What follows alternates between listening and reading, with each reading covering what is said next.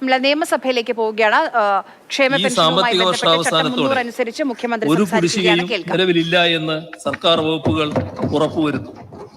ഈ ഇനത്തിലെ കുടിശ്ശിക വിതരണത്തിൽ 103,91 ലക്ഷം രൂപയുടെ ചെലവ് പ്രതീക്ഷിക്കുന്നു.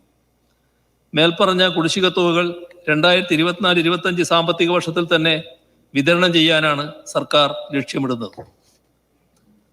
സർ, ലൈഫ് മിഷൻ 5 വർഷത്തിനുള്ളിൽ എല്ലാവർക്കും വീട് എന്ന സ്വപ്നം സാക്ഷാത്കരിക്കാനുള്ള നടപടികളുമായാണ് സർക്കാർ മുന്നോട്ട് പോകുന്നത്. ഓരോ വീടുകൾക്കും 4 ലക്ഷം രൂപ വീതമാണ് സർക്കാർ നൽകുന്നത്. ഇപ്രകാരം ഇതുവരെ അനുവദിച്ച 5,78,25 വീടുകളിൽ 4,04,529 വീടുകൾ പൂർത്തിയാക്കിയിട്ടുണ്ട്.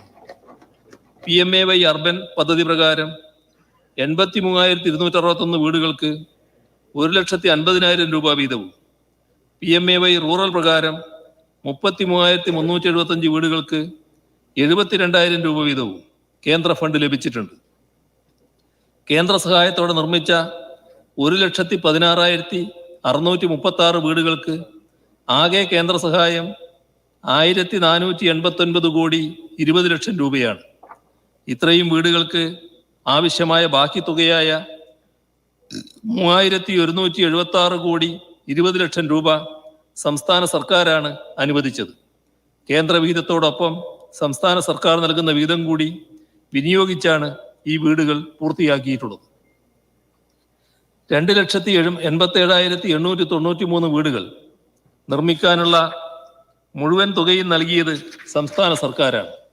ലൈഫ് പദ്ധതിക്കായി 14,692 കോടി 40 ലക്ഷം രൂപയാണ് ഇതിനകം സംസ്ഥാന സർക്കാർ ചെലവഴിച്ചത്. എന്നാൽ ഈ ഇനത്തിൽ കേന്ദ്ര സർക്കാർ വിഹിതം 1,489 കോടി 20 ലക്ഷം രൂപ മാത്രമാണ്.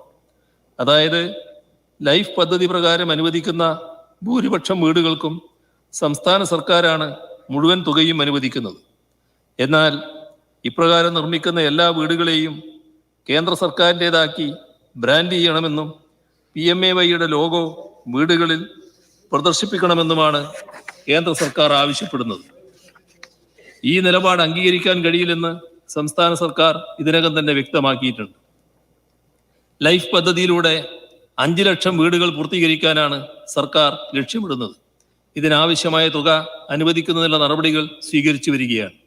കൂടാതെ പുനർഗേഹം പദ്ധതിയുടെ നടത്തിപ്പിലും ഗണ്യമായ പുരോഗതി കൈവരിക്കാൻ ലക്ഷ്യമിടുന്നു. പെൻഷൻ പരിഷ്കരണ കുടിശ്ശിക 11ാം ശമ്പള പരിഷ്കരണ കമ്മീഷന്റെ ഭാഗമായി നടപ്പിലാക്കിയ പെൻഷൻ പരിഷ്കരണത്തിന്റെ ഭാഗമായുള്ള കുടിശ്ശിക തുകയായ 600 കോടി രൂപ 2024-25 സാമ്പത്തിക വർഷം തന്നെ വിതരണം ചെയ്യുന്നതാണ്. സംസ്ഥാന സർക്കാർ ജീവനക്കാർക്കും പെൻഷൻകാർക്കും നൽകുവാനുള്ള DA, DR ശമ്പള പരിഷ്കരണ കുടിശ്ശിക.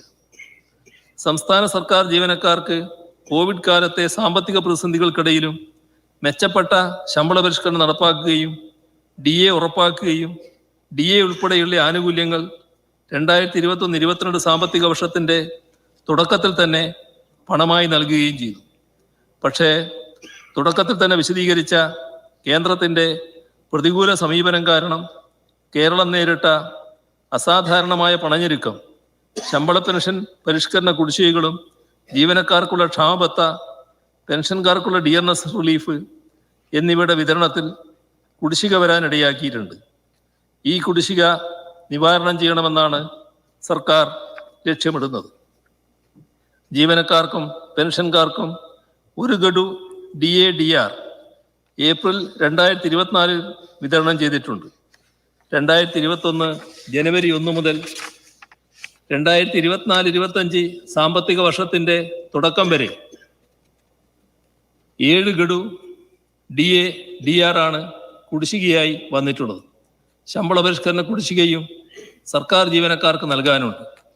DA, DR ശമ്പള പരിഷ്കരണ കുടിശ്ശിക അനുവദിക്കുന്നത് സംബന്ധിച്ച് വിശദമായ സർക്കാർ ഉത്തരവ് പുറപ്പെടുവിക്കുന്നതാണ്.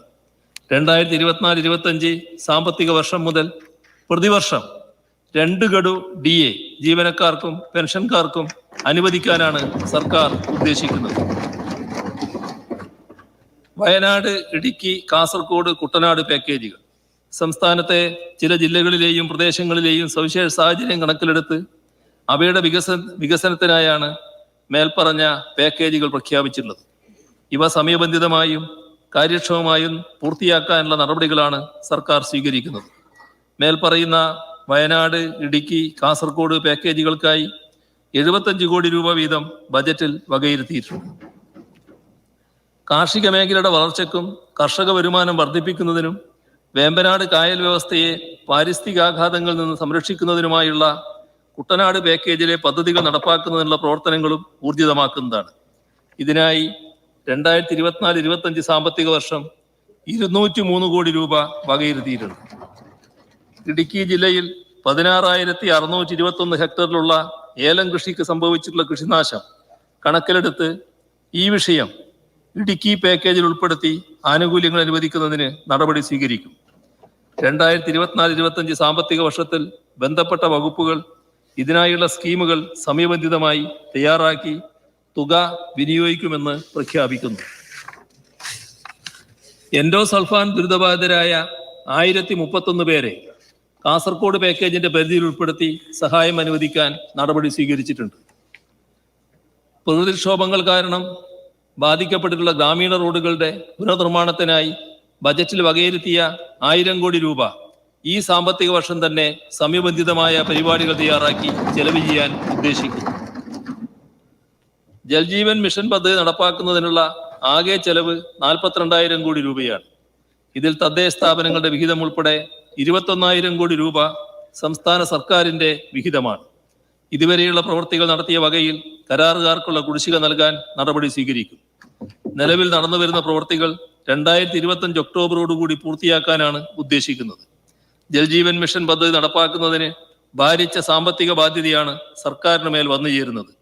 പൈപ്പിലൂടെ കുടിവെള്ളം എത്തിക്കുന്നതിനുള്ള ഈ പദ്ധതിയുടെ അടങ്കലിനായുള്ള തുകയുടെ സംസ്ഥാന സർക്കാർ വിഹിതം കണ്ടെത്തുന്നതിനായി നിലവിലെ കടപരിധിയിൽ തുകക്ക് തുല്യമായ തുക ഇളവ് നൽകണമെന്ന് കേന്ദ്ര സർക്കാരിനോട് ആവശ്യപ്പെടും. ഡാറ്റാ ബാങ്കിൽ ഉൾപ്പെടാത്ത ഭൂമിയിൽ സ്വന്തം ആവശ്യത്തിനായുള്ള 1291 ചതുരശ്ര അടി വരെ വീട് നിർമ്മിക്കാൻ ഇളവ് ലഭ്യമാണ്. എന്നാൽ ഈ ഇളവ് ലഭ്യമാണെന്നറിയാതെ അപേക്ഷകർ ഈ ആവശ്യത്തിലേക്ക് തരംമാറ്റത്തിനായി റവന്യൂ അധികാരികളെ സമീപിക്കുന്നുണ്ട്. ഈ ആനുകൂല്യം നിലവിലുണ്ട് എന്ന കാര്യം എല്ലാവരിലേക്കും എത്തിക്കുന്നതിന് നടപടി സ്വീകരിക്കും. ഇതിന് സ്പഷ്ടീകരണം നൽകി പ്രത്യേക നിർദ്ദേശം പുറപ്പെടുവിക്കും. ഈ ആനുകൂല്യത്തിന് അർഹതയുള്ള എല്ലാ അപേക്ഷകളും ഇപ്രകാരം തീർപ്പാക്കും.